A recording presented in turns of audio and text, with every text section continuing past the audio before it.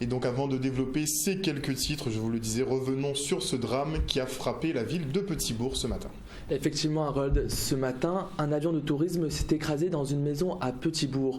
L'on déplore une victime, le pilote, seul passager de l'appareil qui n'était autre que le président de l'association des îles de Guadeloupe. Bien heureusement, un autre drame a été évité. Une petite fille présente sur le lieu du crash est sortie indemne de l'accident. Charlie Dagonia était sur place.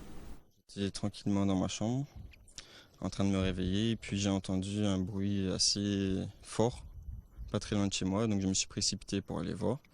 Et j'ai pu constater qu'il y avait un avion en fait, sur la terrasse de ma voisine.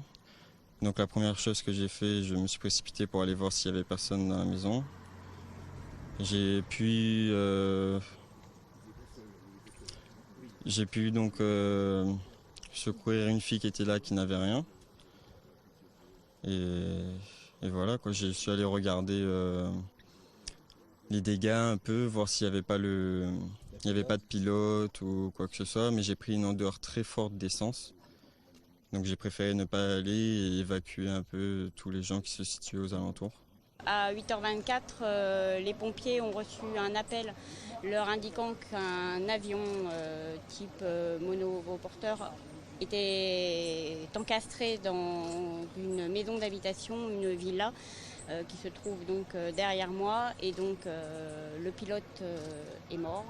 Et actuellement, la BGTA, la brigade de l'aviation, est en charge de l'enquête, et pour le moment on fait des investigations tant au niveau de l'autopsie qui aura lieu demain après-midi, que des investigations techniques au niveau de l'appareil pour comprendre en fait les circonstances dans lesquelles l'avion finalement est rentré dans cette habitation. Pour le moment, on ne le sait pas encore, je vous dis, on est vraiment là sur le stade des constatations initiales, et donc évidemment il va falloir savoir d'où l'avion est parti, s'il avait un plan de vol, si en vol il a rencontré des difficultés avant d'atterrir sur la terrasse et dans l'habitation de cette villa.